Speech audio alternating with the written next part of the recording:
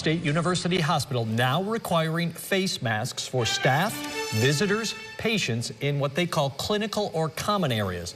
That mandatory policy going into effect this morning. They are also requiring anyone who is admitted to get a COVID test. The reason? The new COVID EG5 variant making its way across the central New York community. News Channel 9's Ashley Cafaro joins us live from Upstate with more. Ashley? Yeah, Jeff and Christy, the new COVID variant has led to an increase in staff getting sick and more people being admitted to the hospital. It's also having a major impact on the central New York community.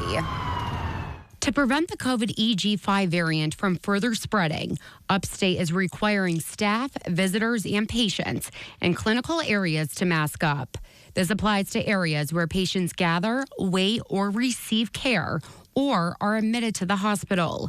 Universal COVID testing is also now mandatory for admitted patients. Dr. Stephen Thomas tells me the new variant is transmissible than some of the others.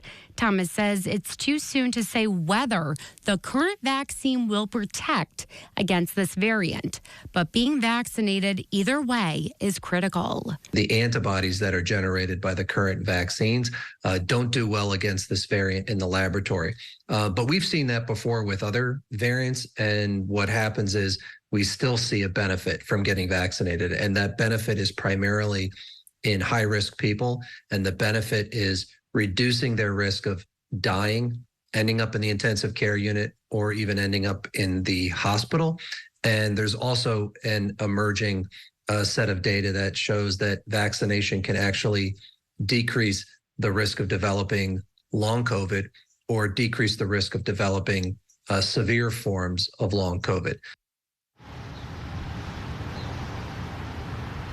Again, the updated policy is effective immediately, and it will stay in place for the next 3 weeks, and then it will be reviewed. Live in Syracuse, Ashley Cafaro, News Channel 9. Ashley, thank you. Krause, St. Joseph's, Oswego Health, and Guthrie Cortland Medical say for now, they're not making changes to its masking policy. We've also reached out to Auburn Hospital. We have not heard back from them just yet.